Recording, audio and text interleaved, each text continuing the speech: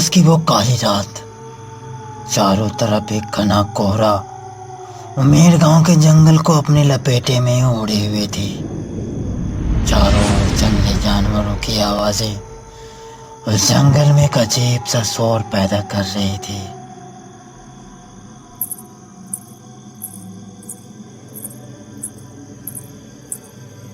रुकिए, इतना कहते ही वो स्त्री वहीं पर रुक गई। जब उसने देखा कि वो वही कोरे बदन और नीली साड़ी वाली लड़की उसकी नजरों के सामने खड़ी है, तो उसके दिल का धड़कन अचानक से तेज हो गया। मानो जैसे उसके दिल पर एक साथ हजारों छुरियां चलने लगी हो। अभी भी वो स्त्री विक्रम की ओर मुड़ी नहीं थी। विक्रम की आंखें उस नीली साड़ी वाली स्त्री के कोरे बदन का दीवाना हो चुका था।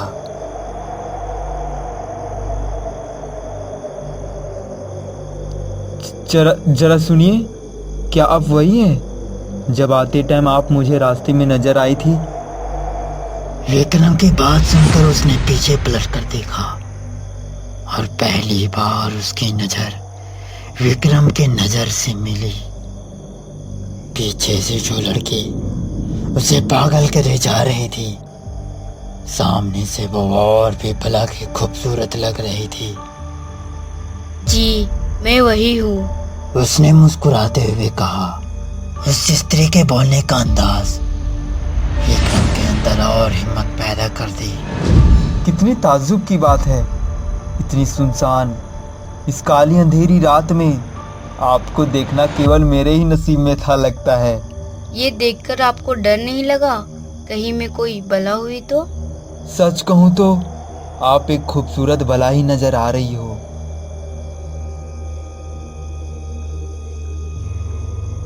उसकी आंखें उस स्त्री के बदन को ऐसे घूर रही थी मानो उसने आज तक जितने भी औरत देखी थी उन सब में से सबसे ज्यादा खूबसूरत औरत वो आज देख रहा हो। उसका खुला बाल, नशीली आंखें, उसका पूरा बदन इस साड़ी में विक्रम को अपनी तरफ सम्मोहित कर ली। क्या मैं थोड़ा वक्त आपके साथ गुजार सकता हूँ? आप शहरी लोगों का यही होता है, पहले तो आप मुझ जैसे गांव की भूरी भारी लड़कियों को अपनी बातों में फंसा लेते हैं और जब आपका काम पूरा हो जाता है तो पता नहीं अचानक कहाँ गायब हो जाते हैं। देखिए, ऐसी बात नहीं है, सभी शहरी लड़के एक जैसे नहीं होते। अच्छा, ऐसी बात है तो बताइए, वक्त गुजारते समय अगर हम करीब आ गए तो क्या आप मुझसे शादी करेंगे? यह सवाल भी उस स्त्री ने बड़ा ही मनमोहक अंदाज में किया, लेकिन इसका विक्रम के पास भी कोई जवाब नहीं था। वो एक बार मुस्कुराई और अपने रास्ते को चल पड़ी। विक्रम की आंखों में अब उसके रूप का नशा छाने लगा कि तभी अचानक उसके मोबाइल की घंटी बजी। उसने मुस्कुराते हुए कॉल रिसीव करी। हेलो, अबे तू पागल हो गया है क्या? ये टाइम है कोई कॉल करने की? अबे तू कहाँ है? मुझे तुमसे काम है। मैं तो तेरा रूम भी गया था पर तू तो वहाँ था ही नहीं। अबे मैं तुम्हें सब कुछ बताऊंगा, चल अभी फोन रख। अबे रुक रुक रुक रुक, अब तो मुझे अभी जानना है, आखिर तू इतनी रात को बाहर करने क्या गया है? साले कहीं तू अकेले अकेले देसी पीने तो नहीं चला गया? अबे नहीं यार, वो बात नहीं है। तो साले इतनी रात को तू बाहर क्या घंटा बजाने गया है? अबे तू समझ नहीं रहा है। तो समझा ना, बात को इतना घुमा फिरा क्यों रहा है? अच्छा ठीक है, सुन, तुझे याद है वो रात जब हम लोग उमेड़ गांव आ रहे थे? हाँ मुझे याद है। उस दिन मैंने एक लड़की को देखा था जिसके लिए मैंने कार भी रोकी थी। हाँ, जो केवल तुझे ही दिख रही थी और हम लोग तो अंधे थे। साले प्रिया सही कहती है, तेरा दिमाग कुछ ज्यादा ही लड़की पर ध्यान देता है। हाँ चल चल, अभी टाइम खोटी मत कर। इतना कहकर उसने फोन कट कर दिया। अरे वो स्त्री कहाँ चली गई? अभी तो मेरे नजरों के सामने थी। अब तो मैं मान ही नहीं सकता कि वो मेरा भ्रम है। विक्रम की आंखों में उस स्त्री के रूप का नशा उस स्त्री को खोजने पर विवश कर दी। वो तेज तेज कदमों के साथ उस स्त्री को ढूंढने लगा, लेकिन उसे वो स्त्री कहीं नहीं मिली। वो स्त्री दोबारा कहाँ गायब हो सकती है? नहीं, मैं मान नहीं सकता कि वो मेरा वहम हो सकता है। हमने एक दूसरे से इतनी देर तक बातें की थी कि तभी अचानक उसके पीछे से किसी चीज की आवाज आई। जब उसने मुड़कर देखा तो उसके चेहरे पर हैरानी और खुशी के भाव एक साथ झलकने लगे। वो वही स्त्री थी जिससे कुछ देर पहले विक्रम बात कर रहा था। विक्रम की आंखों में उस स्त्री के रूप के प्रति हैवानियत का जानवर पनपने लगा। उसकी खूबसूरती के आगे उसका कदम खींचा चला आ रहा था। कुछ दूर जाकर वो किसी सुनसान वीराना पेड़ के सामने जाकर रुक जाती है। पीछे पीछे से विक्रम भी उस पेड़ के पास पहुंच जाता है। उस स्त्री को उस पेड़ के नीचे खड़ा देख उसका हिम्मत और भी बढ़ जाता है। फिर विक्रम उस स्त्री के काफी करीब चला जाता है। क्या नाम है तुम्हारा? अनामिका।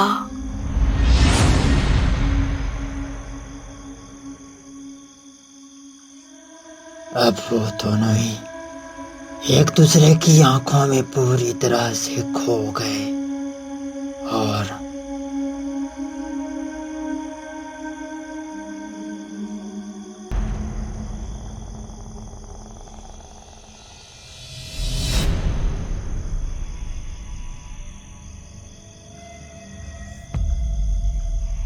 शहरी बाबू कहाँ जा रहे हो? कि वो अनामिका खड़ा होकर उसके गालों पर अपना हाथ फेरने लगी। तो कहो शहरी बाबू, क्या मुझसे शादी करोगे? इस बात को सुनकर विक्रम घबरा गया। ये तुम क्या बोल रही हो? हम दोनों के बीच जो कुछ भी हुआ उसमें तुम्हारी भी मर्जी थी, और ये शादी वाली बात कहाँ से आ गई? इन बातों को सुनकर अनामिका के हाव भाव बदलने लगे। उसकी आंखें खून के अंगारों के जैसा लाल हो गई, जिसे देखकर विक्रम के रोंगटे खड़े हो गए। तुम मेरे पीछे आए, मेरे साथ वक्त गुजारा क्योंकि मैं तुम्हें अच्छी लगी, तो फिर शादी करने में क्या परेशानी है? इस खौफनाक मंजर को देखकर डर के मारे उसका पूरा शरीर ठंडा पड़ गया। वो पिछले कदम से वहां से भागना चाहा, मगर वो वहीं गिर गया। वो स्त्री अनामिका उसके छाती पर आकर बैठ गई। मुझसे गलती हो गई, मुझसे गलती हो गई। गलती तो मुझसे हुई थी, जो मैंने तुम जैसे शहरी बाबू पर भरोसा कर उसको सब कुछ अपना मान लिया था। इसमें मेरी क्या गलती है? तुम मुझे यहाँ क्यों लाई हो? तुम्हें मैं यहाँ नहीं, बल्कि तुम्हारी आंखों की हवस यहाँ तुम्हें खींच लाई है। तेरी गलती बस इतनी है कि तुम्हारी सोच भी उसकी जैसी है। तुम्हारी ख्वाहिश पूरी हुई और अब मैं अपनी ख्वाहिश पूरी करूंगी। इतना कहकर अपने तेज पंजों से एक ही झटके में उसका कलेजा बाहर निकाल दिया और किसी जंगली भेड़िए की तरह उसके कलेजे को खाने लगी। ये विक्की, वो देख, क्या हुआ? अरे वो वही स्त्री है जिसका मैं पीछा करते करते यहाँ तक पहुँच गया। ओम यक्षदेवाय नमः। तुषार!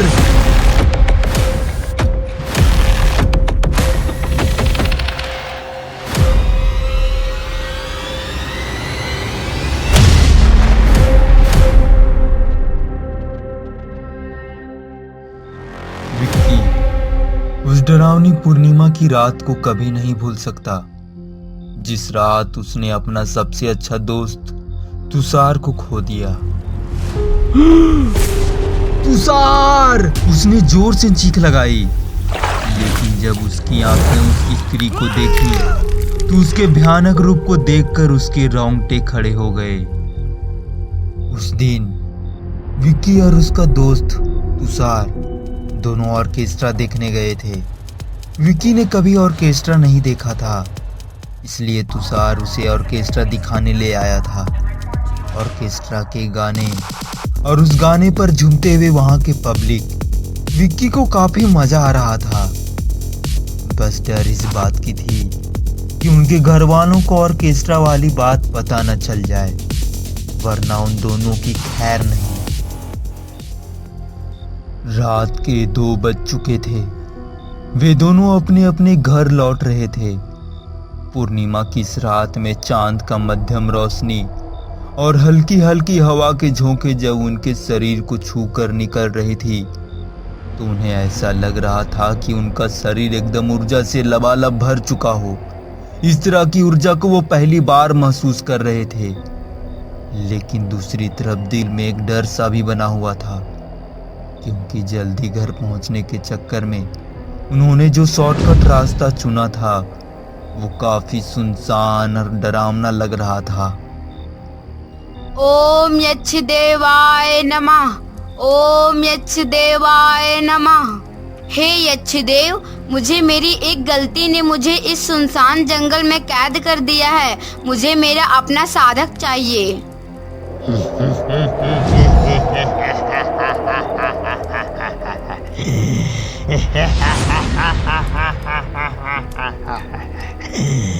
अगर तुम इस जंगल के कैद से निकलना चाहती हो तो तुम्हें किसी मर्द की बलि देनी होगी। ए तुषार, एक बात बोलूं? आज ऐसा लग रहा है जैसे आज गंगा नहा हुआ आए हैं। आज हमने भी ऑर्केस्ट्रा देख लिया यार। केवल ये वाला बात घर वालों को पता भी ना चले, वरना गंगा नहा नहीं, गधा के जैसा धुलती भी पड़ेगी हमें। अबे पता कैसे चलेगा? हम लोग बताएंगे तब ना। वैसे एक बात बोलूं, वो नचनिया काफी सुंदर लग रही थी यार।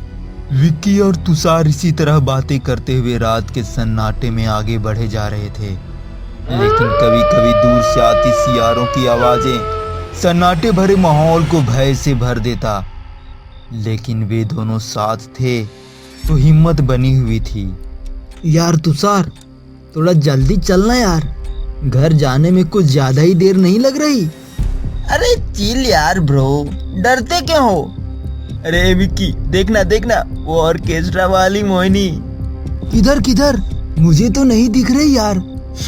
क्या यार विक्की, तुम भी लगता है जैसे उस ऑर्केस्ट्रा वाली मोहिनी पे दिल आ गया तेरा है? क्या यार भाई तुषार, तुम भी।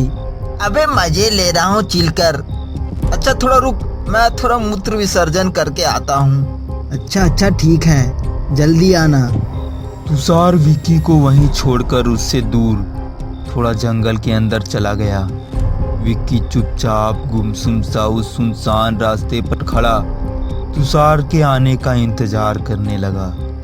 ओए यार, इस सुनसान इलाके में इतनी तेज लड़की की आवाज कहाँ से आ रही है भाई? तुषार उस आवाज की तरफ चल दिया। यक्षदेव, आखिर किस तरह से मैं आपको किसी मर्द की बलि चढ़ा सकती हूँ? बिना बलि के अब मैं भी कुछ नहीं कर सकता। उस आखिरी आवाज के साथ फिर से वहां छा गई वही खामोशी। अब तुषार भी उस जगह पर पहुंच चुका था, लेकिन उसने जो देखा वो देखकर थोड़ा आश्चर्य हो गया। उस पेड़ के नीचे केवल कुंड जल रहा था। ओ तेरी, यहाँ तो कुंड जल रही है, और इस सुनसान इलाके में इतनी रात को हवन कौन कर रहा होगा? लेकिन तभी उसे एक स्त्री दिखाई पड़ती है, जिसके पीछे से उसकी गोरी कमर, हल्की साड़ी से चमकता हुआ उसका पूरा बदन, उसके काले लंबे बाल, उसके दिलों पर मानो एक साथ हजारों छुरियां चलने लगी हो। वो उस स्त्री को जाते देख उसका पीछा करने लगा। दूसरी तरफ विक्की, जो कि तुषार का आने का इंतजार कर रहा था, वो भी अब घबराने लगा। इतना देर हो गया, ये तुषार टॉयलेट करने गया है, पत्थर तोड़ने गया है? इतना देर में तो उसे लौट आना चाहिए था। इतना कहकर विक्की तुषार को ढूंढने लगा। तुषार, तुषार, कहाँ हो? तुषार उस स्त्री के मनमोहक बदन के चक्रव्यूह में पूरी तरह से बंध चुका था और उस स्त्री का पीछा करते करते जंगल के बीचों बीच चला गया।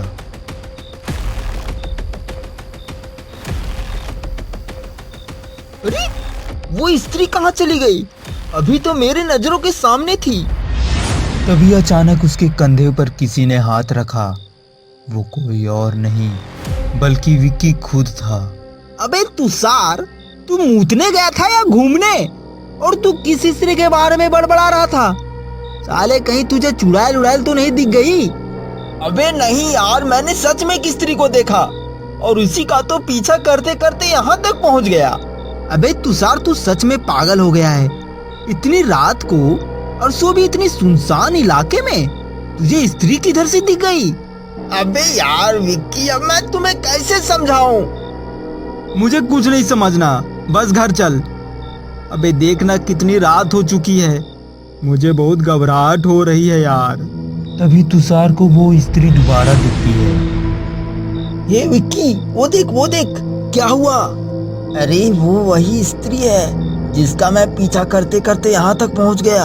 हाँ यार तुषार, तू तो सही कह रहा था, लेकिन सबसे पहले हमें पता तो चले कि वो स्त्री आखिर इतनी रात को इस घने जंगल में करने क्या आई है। इसके बाद वो दोनों स्त्री का पीछा करने लगे, जहां वो स्त्री एक तालाब के किनारे आकर रुकी। वो दोनों झाड़ियों के पीछे से छिपकर उस स्त्री को देखने लगे। वो स्त्री बहुत देर तक उस तालाब के किनारे खड़ी उस तालाब को केवल घूर रही थी और अचानक बिना हिचकिचाए उस तालाब में उतर गई और स्नान करने लगी। वो दोनों आश्चर्य रूप से उस स्त्री को देखने लगे, लेकिन कुछ देर बीतने के बाद ही अचानक वो स्त्री चिल्लाने लगी और बचाओ बचाओ का गुहार लगाने लगी। तुषार उस स्त्री की सहायता करने के लिए आगे बढ़ा, लेकिन विक्की ने उसे रोक दिया। रुक जा तुषार, मैं तुम्हें इस तालाब में कूदने नहीं दे सकता। विक्की, मुझे छोड़ दो, मैं उस स्त्री को अपने नजरों के सामने मरता नहीं देख सकता। तुषार ने उसकी बात नहीं मानी और उस स्त्री को बचाने के लिए तालाब में छलांग लगा दी। छलांग लगाते ही तुषार उस स्त्री को इधर उधर ढूंढने लगा, लेकिन वो स्त्री कहीं नहीं दिखाई दे रही थी। उसने सोचा कि वो स्त्री डूब चुकी होगी, इसलिए उसने गहरी सांसें ली और फिर से पानी में डुबकी लगाई। कुछ देर बाद वो नदी के सतह पर आया। मिली क्या? नहीं मिली। अबे तुषार, तूने क्यों इस मुसीबत को अपने गले मोल ली? विक्की धीमा आवाज में बुदबुदाया कि तभी अचानक वो स्त्री एक भयानक रूप को धारण किए उस पानी से बाहर आई और तुषार पर छलांग लगा दी। भाई, मुझे बचाओ! रात के अंधेरे में यह दृश्य विक्की को पूरी तरह से झंझोर कर रख दिया। डर के माने उसका पूरा शरीर ठंडा पड़ गया। वह स्त्री तुषार के कंधे पर अपना दांत गड़ा दी और किसी जंगली भेड़िए की तरह एक ही झटके में उसका दिल बाहर निकाल लिया। तुषार! विक्की चिल्लाया और वो स्त्री तुषार को पानी के अंदर ले गई। वो आंखें फाड़ फाड़ कर नदी में देखता रहा। उसके आंखों में आंसू आ गए और वो समझ चुका था कि उस स्त्री ने उसके सबसे अच्छे दोस्त तुषार को मार डाला। विक्की इस सदमे को बर्दाश्त ना कर सका और अचानक उसके आंखों के सामने अंधेरा छाने लगा और वो उसी जगह बेहोश हो गया। अगर आपको हमारी कहानी अच्छी लग रही हो तो चैनल को सब्सक्राइब करें और ऐसे ही और वीडियो देखने के लिए चैनल पर बने रहें।